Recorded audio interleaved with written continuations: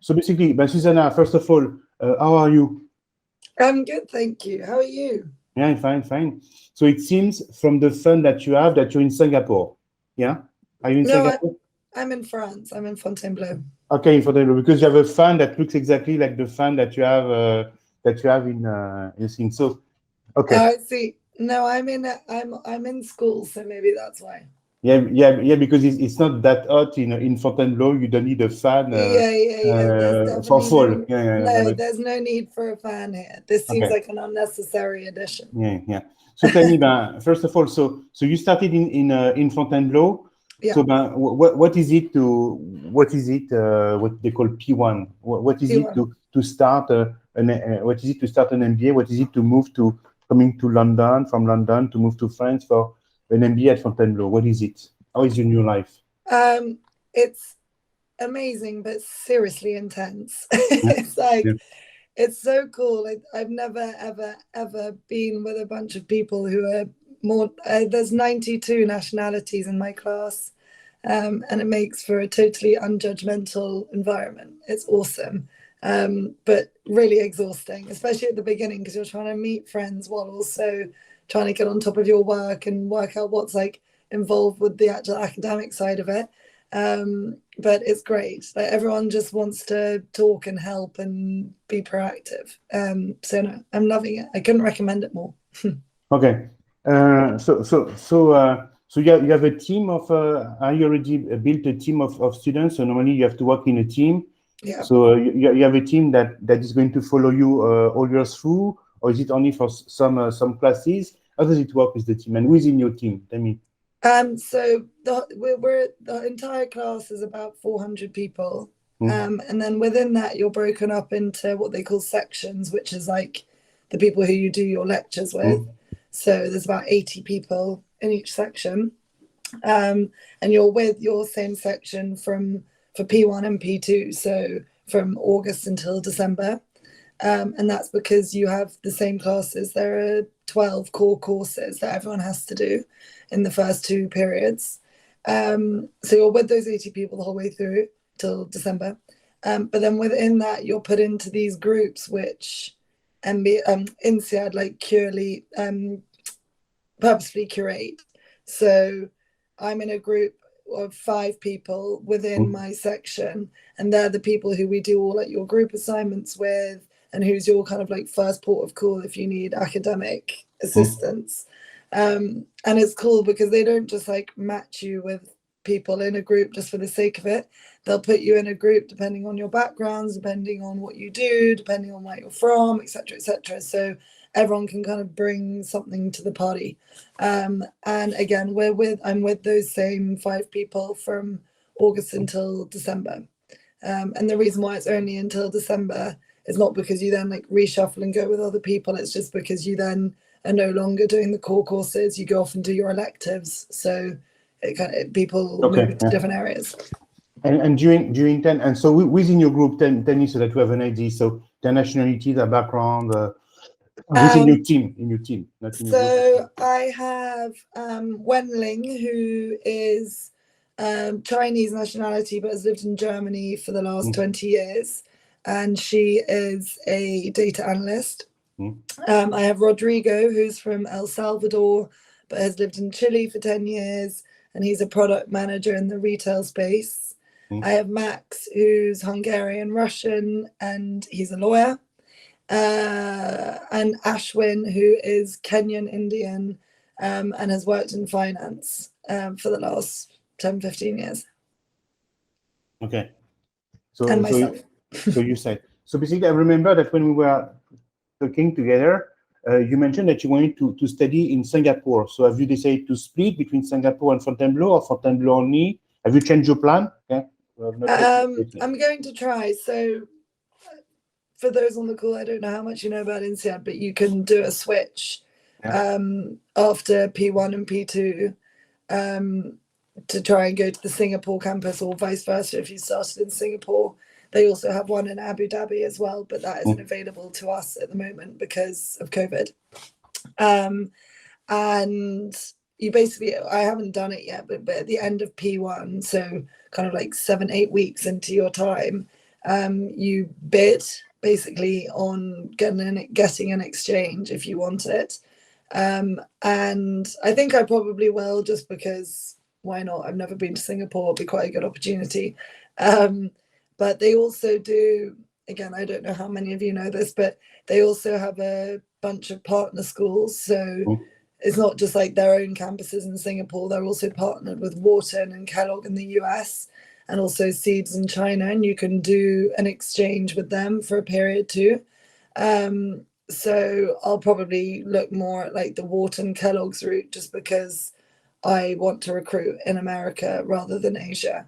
So I'll try and use that time to go out to America and meet recruiters through that way.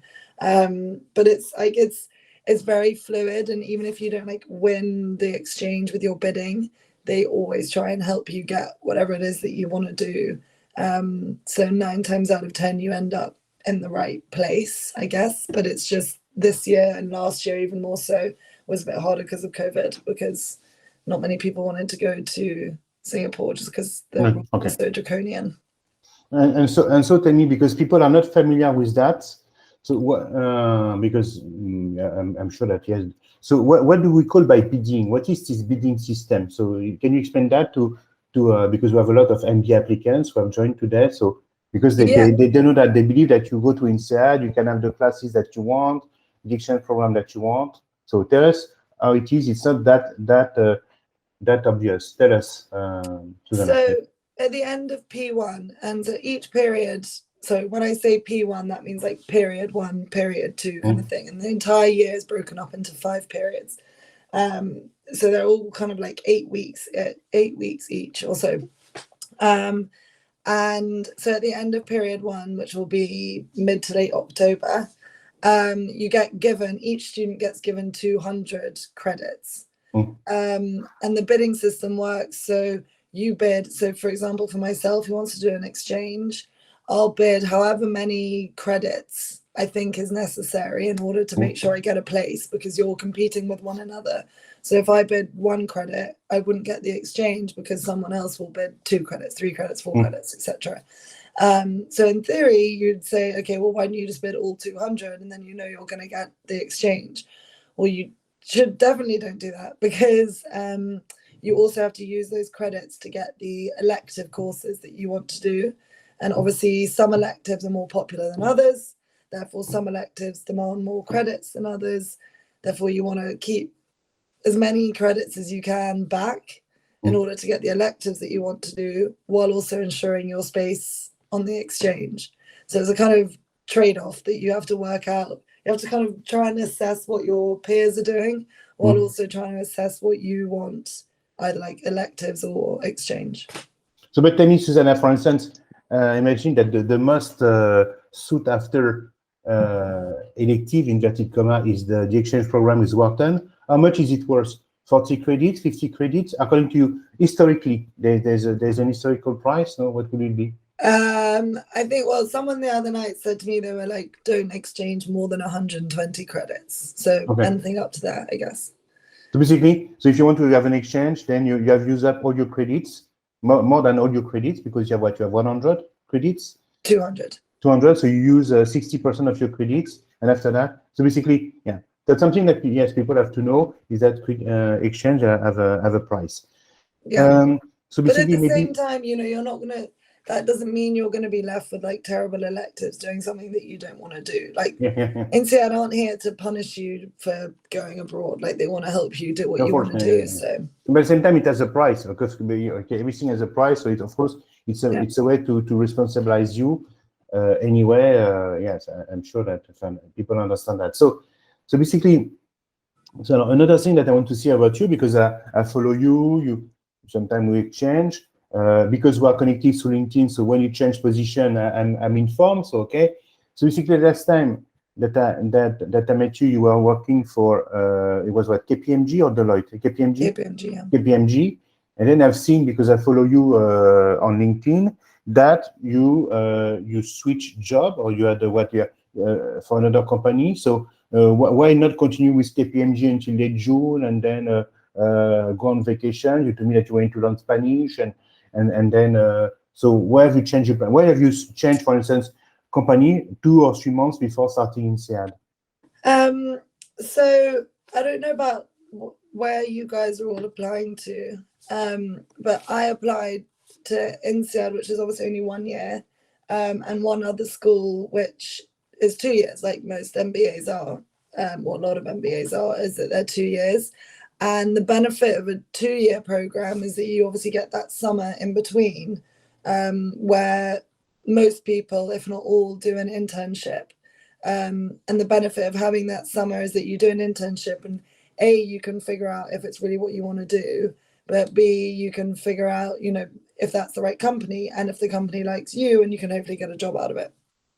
Now, the converse to that is the disadvantage of Insead, especially, well, in the September intake. So when I went in, you don't have that. If you go in January, you do. But I wasn't in a position where I was going to have the opportunity to do an internship.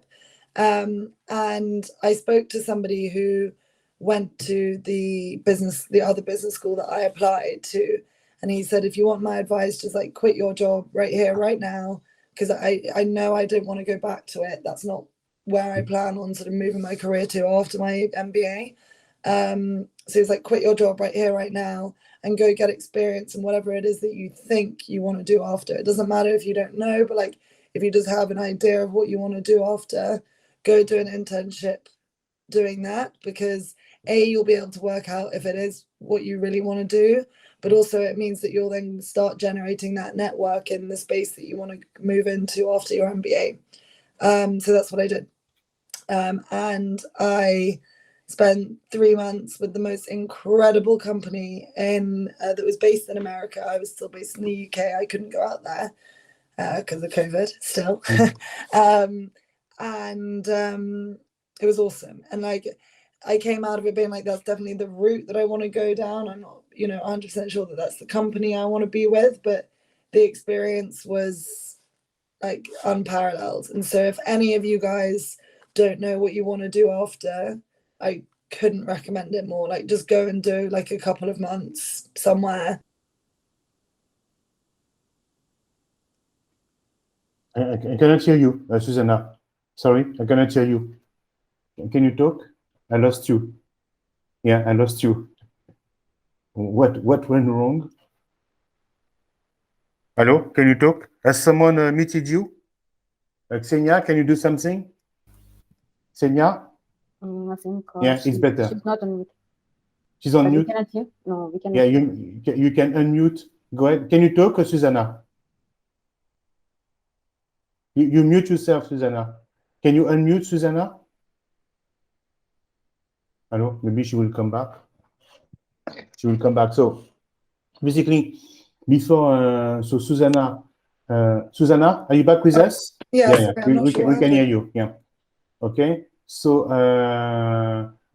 so basically that's so what was his job all about? Because you work for KPMG. Well, you will tell us later on what it was. But what was his new job? It was in which field? It was a startup. Well, when I say startup, it was started by these 4 wildly intelligent, sort of mid-40s, I'd say, guys. They were providing ESG, so environmental, social, and governance consulting to private equity houses. So helping private equity firms with their overall ESG strategy, but also with the ESG strategies of their investments. And there was a consulting arm to it, but there was also a tech arm to it, where they were developing a software around the regulatory side of it to help with that. And it was great. And I think also what I really found, so all 4 of them had been at business school. They met at business school in America. And all they want to do is help other people. Like, if they can bring someone on for an internship, or if they can give an hour of their time for advice, that's what they really love doing. And I remember speaking to them like, oh my God, you guys are so like patient with your time. This is really awe-inspiring. And then I started here and I was like, that's just what it's like. Like, people who do an MBA, they're intrinsically wanting to just help. Like, everyone just wants to give their time, give their energy, give their thoughts to people that want to listen. So it's a truly, truly collaborative space. Like, I don't know, you guys, I'm sure I've been told so many times as you're applying, like, it's an amazing experience, you'll meet lots of people, all of this. And I'm like, yeah, sure I will. You know, like, of course you do. Like, you're going to a place with new people, but never, ever, ever to the extreme that I thought it would be. Like this, like, it's amazing how giving and patient people are, and how much people are just interested to talk to you. It's amazing. It's a great experience, no matter where you go. Okay, and tell me, Susannah, Susanna, you mentioned that when you do when you enter the September intake, that's something that people don't know much. You cannot have an internship. So why so? Why people cannot have an internship when they are at Insead, when they start September versus January? Can you please explain to them why? So why it is more difficult? Okay, and I will tell you the way out. Okay. So I started in like August, September. There are two. Insead has two intakes. You can either start in August or you can start in January. And the entire program is 10 months. So if you start in August, you do the 10 months just straight through until what turns out to be kind of like end of June, beginning of July. And like you get like obviously a break over Christmas and things like that, but not a long extended period of time. Therefore, it doesn't lend itself to having an internship. Whereas if you start in January, it's still the same length program, like you're not doing any more or less work, but you do January to December, so you have the full year, i.e. 12 months, but you're still only a 10-month program. Therefore, they give you the 2 months of summer off, July, August, and in those 2 months, I mean, you could do whatever you want. You could go on holiday for 2 months, you can travel the world, whatever you want to do. But a lot of people do internships in those 2 months for all the reasons that I said earlier. And I mean, there's like pluses and negatives to each intake. That's obviously a plus to the January one. But what I would say is, I don't know what you guys do now, what you want to do after, even if you know that, but like I had absolutely no idea what I want to do after. I still don't really. I'm trying to figure it out.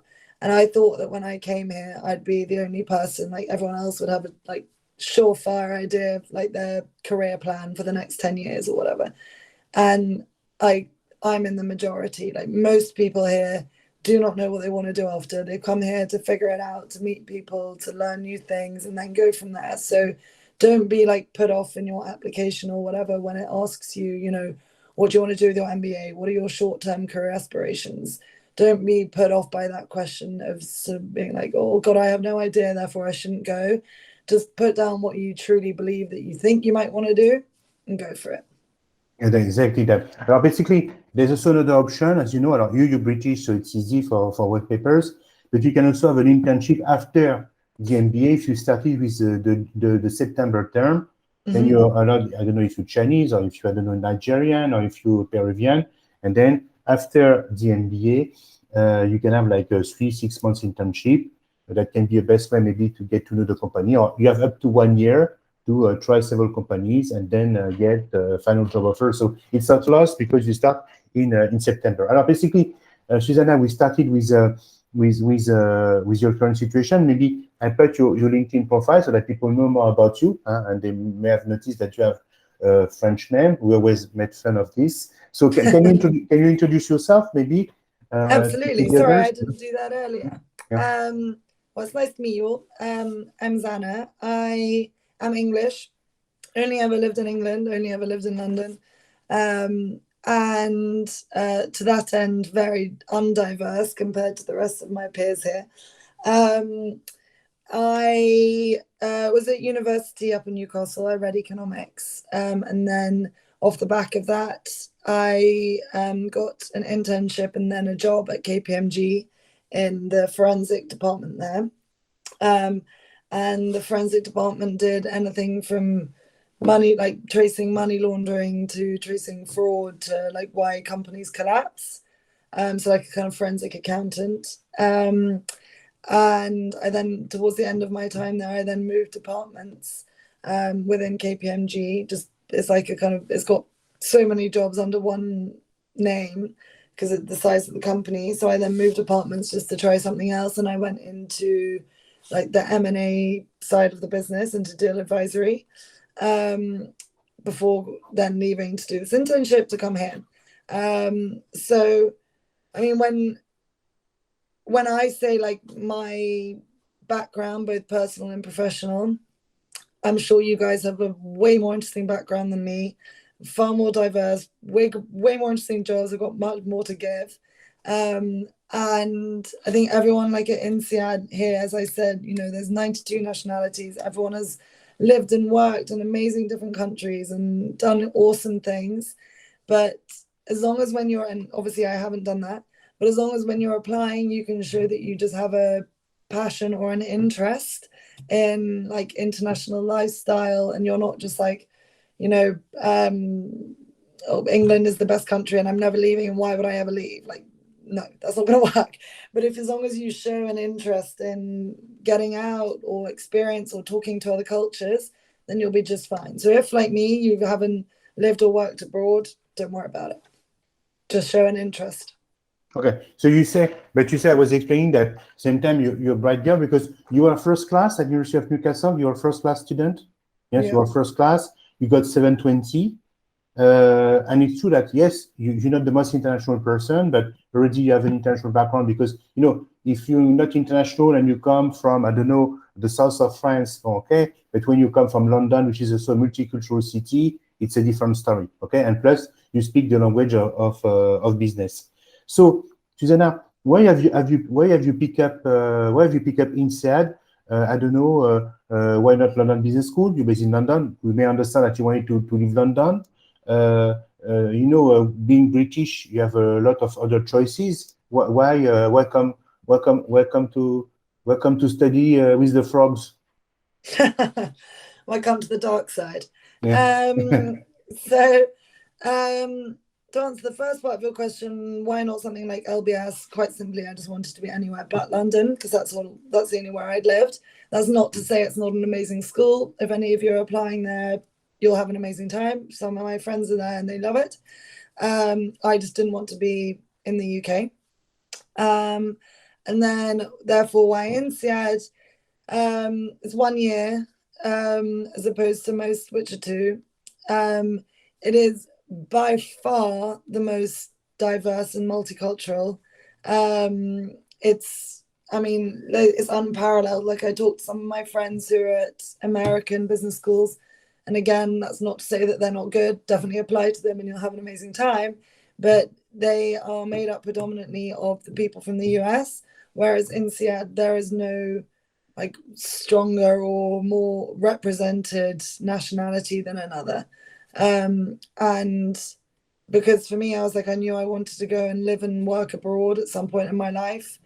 It was a great way to come and meet people from all over the world. And I mean, I'm however many weeks in, I haven't even met half of my class. There's a lot of people to meet, but I promise you, like already now, I could say that I have a friend in a lot of countries around the world that I could call on for help. And they're not just friends, they're extremely intelligent people who will have their own network in all of these amazing countries that can help. So from that end, it's totally unparalleled, I think, from the diversity angle. And also you get, as like we touched on earlier with the campus exchange, and you can go to Singapore, you can go to Abu Dhabi, you can go to America. That too, it's like an opportunity to just travel and see the world. Like at the same time, you can stay in one place for the whole year. Doesn't matter. A lot of people do that. Most people do that. But for me, I was like, oh, it just added that another layer of kind of excitement to go and live somewhere else and see something different. Okay, it's very good. You didn't have an issue with the program being a bit short. If you want to make a career transition, it was not an issue for you that you have no opportunity to have a summer internship, more time to find a job, the 1 year versus 3 year program. Well, you were fine with this. You understand the risk that you may take with potential career changes. It's going to be pretty short. Yeah. Yeah, but it's so Hubert was just kind of touching on the fact that obviously for someone like myself who doesn't know what they want to do, I've only now got 1 year to work out what it is that I want to do as opposed to 2 years if I were to go somewhere else. So in that sense, it may seem like backward logic that I chose here, but all it is, the reason why it's 1 year is not because you do half the work or you get half the experience. It's not just chopped in half. It's just condensed. So it makes for an extremely intense 10 months. You do 2 years and 10 months. So it's intense both from academically, but also socially, from professional wise, like trying to find your career. It's just, everything's just sped up. So yes, you could say like, oh, but you know, why would you not give yourself longer to figure out what it is that you want to do? I can honestly, hand on heart, say that the career people here are incredible. I mean, I came in, as I said, not having the slightest idea what I want to do, and they start you from scratch there, like, and you've got someone there holding your hand the whole way. This lovely guy Chris is my career coach, and he will pick up my calls whenever I need, and he's like, okay, let's just start from the basics. You know, what is it that you do? What is it that you enjoy doing? Not from like a professional sense, but just in your life. Like, when are you happy? When are you not happy? And you just build this overall picture, and you also do it within groups as well, which I was really cynical about at the time, because I was like, no, this is my career. Why would I spend the time talking about like career options with 4 other people? Like, that seemed really counterintuitive. But actually it is so helpful, because not only do you learn what they do, like there are so many jobs out there. Who knows what anyone does? You know, it's impossible. So not only do you learn about all these other jobs that are out there, so you can figure out if that sounds interesting or not to you, but also you get an idea, like you meet these people and they get their first impressions of you. And it's really interesting because you've not, like, very rarely do you meet someone totally fresh, like, and in 400 of them that have no idea about you, have no idea your background or anything like that. And their first impression of you is whatever it may be, and they're like, you look like a girl that would enjoy this, that would enjoy that, and off the back of that all these new ideas come to mind.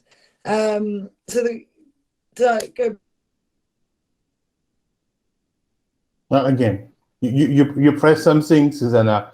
I don't know. That's when you're animated with passion. Yeah, again, hello. I don't know what happened. So and I tried to unmute you as well, but it's difficult. I cannot unmute you. Sorry, I'm not sure what keeps happening. Mute. I don't know. Okay, it's fine. Can you talk? Yeah, go ahead. Yeah. So yeah, I said, like, just to go back to your question. So basically the 2 year versus 1 year. So yes, because you see, so there's about some people tell me that they want to have time for themselves, they don't want to work so hard, they want to have more social activities, they want to travel, and other people like you. So what I see is that maybe you're a bit biased because you have just started. So from what I understand from experience, because I have trained students to go to Insead since 1996, is that it seems to me that the first 2 months are very intensive, what they call P1, P2, and then probably the next 6 months will be less so. First, you'll have vacations, but you are going to have exams in December. Then you come back probably early January, because then you have electives, so you do something that may be a bit more interesting. Plus, they leave you some time to find jobs. So that you have also time to find jobs, because at the same time, that's the whole idea. But it's true at the beginning is what we call in France preparatory classes. We have something like that, which is crazy, for what we call the Grande École program, where you work 14 hours per day. So that's what you have. Yeah. Basically, that's it. So do you have a better idea now of what you want to do, or you still? I'm sure that you used. Yeah. Still figuring it out. But of course, you'll have the interview with consulting companies, most likely, because you want to try. Yeah, probably. and all of that, like I'm definitely still figuring it out, as is most people in my class, which is really nice and really reassuring. But all the recruiting stuff doesn't happen until P4, so April time-ish. So you've got time to figure it out. And if it comes to April and you don't know what you want to do, doesn't matter. Like, you'll meet people along the way, and if you just, like, you don't really know what you want to do, the network that you would have created while you're here is incredible, as I mentioned earlier, not only just around the world, but also in so many different jobs. So just take your time. Just don't panic, basically, if you don't know what it is that you want to do. but yeah, the support that you get from the career side is incredible. Yeah, of course. So that's probably what you want to do. So tell me, there's also another way to meet people and with a focus and to develop the network. It's what we call the clubs, and especially professional clubs. I'm not talking of the jogging club, football club. I'm sure that there's one. You're part of which club, Susannah? So I'm a part of the Women in Business Club. I'm a part of the Private Equity and Venture Capital Club. I'm a part of the Public Speaking Club, just want to improve my public speaking. And I'm a part of the Environment and Social Governance Club, ESG. Okay.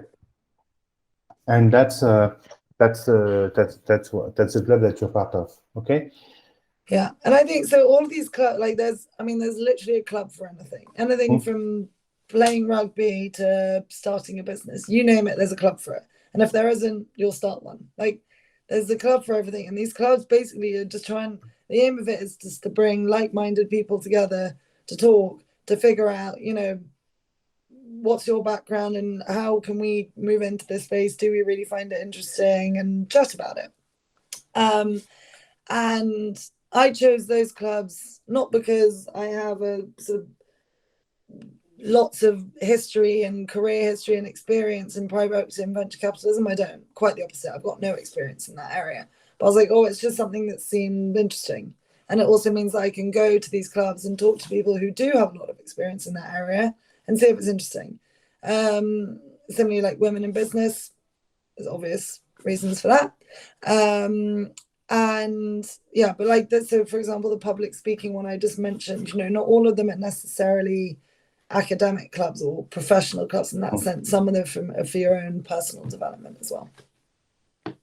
That's the thing. So you have French roots. Okay, we joke about this several times. So what it is to be in Fontainebleau when you come from London, you feel like on vacation. You feel not so. We have so much work, but what it is to be in France like that in a small city to study. How do you feel? So I don't know what you guys know about Fontainebleau, but it's just outside Paris. It's a relatively small town. So it's like a campus-based university, as opposed to, for example, London Business School, which is obviously right in the heart of London, and everyone lives all over London. Fontainebleau, it's a small town. Everyone lives in this small town. We're on the outskirts of Paris. So in that sense, it's a very different pace and lifestyle to, I don't know where you all live, but very different lifestyle and pace to somewhere like London. And I can honestly, hand on heart, say that I would far rather this than the city one, just because you're in a small town and because you're on a campus, it means that you are constantly with your peers. You know, it's not like I live in a city, I finish school and then poof, like everyone goes to like different parts of the city, everyone disappears and goes off to different areas. Like everyone here, like it can be very intense. Like you're very living on top of each other. Everyone's there the whole time. But it means that you're constantly with them, constantly talking to them, constantly meeting new people. So yeah, it's a small town, but it's got everything you need. And yeah, I personally prefer it to the city lifestyle of it for an MBA. Yeah, because at the same time, you can focus on your studies, you spend less money, you can focus on your studies, there's less to do. And anyway, if you want to party, enjoy life, I'm sure that you have a lot of parties, a lot of activities, so you can always keep yourself busy. Huh? It's something. Basically, Susannah, I know that you're very busy. So I guess, so where do you live? You're sharing a room? You have your own flat? Where do you live? I see. So I chose to go into like a shared house, but what that means is I have my own apartment within this building. So I have my own room, bathroom, kitchenette type thing. But within the building, there are 16 of those apartments. And on the bottom floor, there's a shared communal, like sitting room, kitchen, etc. And I did that just because coming here, I didn't know anyone before I came here. So I didn't want to live by myself totally, because I was, you know, I wanted to be around people. I wanted to be able to meet people easily. But I also didn't want to I wanted to have my own space. But the living here is so varied. Like, a lot of people live in apartments for 1, 2, 3, 4, 5, 6. A lot of people live in a shared house, live in a dorm. Like, you can kind of do whatever you want to do, really. But it's nice. It's such a beautiful town. The accommodation is really amazing. They're well versed in taking in students, so it's nice. I love it. It's a right place. So basically you're full of MBA applicants. You have about 15 who joined today, many from India, because as you know, MBA Center is strong in India today. So what are the pieces of advice that you would give to someone who is currently preparing the GMAT and wants to start an MBA in September 2022? Okay, so I'll answer that question in two different segments. Firstly, the GMAT, and then secondly, the rest of the MBA application. So the GMAT, is like, as boring as it is and as annoying as it is, you just have to learn why they ask and how they ask the questions. Like, it's not a case of you just rote learning maths or, whatever it may be. It's more about learning how GMAT asks the questions. If you can get into the brain of the GMAT exam writer, great. That is the aim of the game. The aim of the game is not to be the best person at maths, because it's not like super hard maths. It's not, I don't know what you guys do, but it's not kind of like university calculus or whatever. It's simple math, but just done in a kind of really peculiar way because of the way they ask the question. And the more questions you can practice, I'm sure Hubert has told you this 10 times over, but the more questions you can practice, the better, because you'll start noticing that there's a pattern to all of these questions, and you'll start being able to see, like, oh, actually, when they put that word at the beginning of the sentence, that normally means it's this type of question. And it's those patterns that you need to start recognizing, as opposed to becoming the best at maths or verbal or whatever it may be. And then from the MBA side, with the application, just like, don't over engineer it. I think something that I maybe lost sight of while I was doing it is that these MBA admissions officers get thousands and thousands and thousands of applications every year, and they have to read thousands and thousands and thousands of applications every year. And that means they are not going to go through your application with a fine-tooth comb, making sure that you've got a comma in the right place, or that, you put a full stop where it's needed one.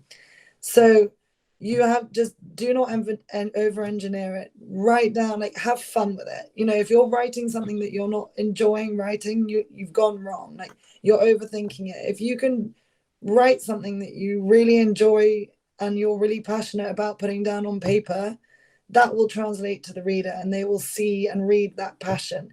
If you're there, like, struggling away, being like, oh, I don't know what to put to it, take a step back, take a day off, take a week off, and come back to it until you're in a mode or in a frame of mind where you're enjoying what you're writing, because I promise you that tone translates, and they'll be able to tell if you are genuinely passionate about it. And that is all they really care about, is someone who is genuinely passionate or interested in what they're writing, someone who is going to come to the MBA and have something to give, rather than all just take. So yes, it's something that you're right with that. So Susannah, I really appreciate what you have done for us. It's super nice. I'm sure that you have a great time. If I go to Fontainebleau, my kids, if I was married twice, the kids of the second wedding now live in Fontainebleau. So I invite them in Paris normally when they come, but maybe I will come. It will be an opportunity to meet many students. The last question: Are you in contact with the MIM students or not at all? Is it really there's like a curtain iron between MBA or MIM, or did you make friends also with younger ones? Did they join you? What is? Do you have some? You have some from the MIM? Yeah. There's definitely no iron curtain. So all the classroom where they get taught is in a different classroom, but it's all on the same campus. You all eat in the same place for lunch, etc. So everyone's walking around. You can see one another all day, every day. And I think they get kind of told maybe in their first week, they're like, look, you're here with a bunch of people who are doing an MBA or an executive MBA or whatever it may be. And they're like, go and use that. So I've met a couple of people doing their master's management course who just want to talk, find out what we do, ask for kind of assistance with XYZ. So no, there's definitely no iron curtain. And again, I don't know if any of you are applying to do a master's in management, but if you are, then doing it somewhere like here would be an amazing thing to do, just because you are surrounded by not only your other MIM contemporaries, but also the MBA, the executive MBA, etc. So it's a great place to do it if that's what you're looking for. Okay, so thank you very much, Susannah. Anyway, we're in contact, and it's always good to have an update. Do not hesitate. I work a lot with the BCG now in Madrid. So if you want pieces of advice on consulting, I can help you. I know how it goes, and I work with IAC as well to train their MBA students. So if you need any feedback, I would be more than happy to help you to answer the question that you may have. By the way, I don't want to be cynical, but when you don't know what to do, consulting is a good way out. Huh? Yeah. Because it's a way for you to continue your MBA. Can be a way out, and you have time to specialize. It pays well. There's variety, it's international, and probably the atmosphere is very, very close to that you find in an MBA. Yeah. Thank you again, Susannah. Have a good day, and try to learn some French. Huh? Yeah, I'm doing French classes. You have French classes, yeah, it's good. 6 hours, with the name that you have, you cannot, at some stage, at least try to have a B2 level. I don't know. Yeah. No, I'm doing French classes. I have 6 hours a week of French classes. 6 hours per week of French classes, okay? But your second mother tongue, your second tongue is Spanish. Yeah. Huh? Yeah, because at Insead you need to speak 2 foreign languages. So can you imagine for the Brits, they have to learn a foreign language. But fortunately, Susannah is well versed, so she speaks already Spanish pretty well, and she will learn a second foreign language, which, according to English criteria, makes you a polyglot. Yes, exactly. Have a good day. Thank you very much, Susannah. Bye-bye.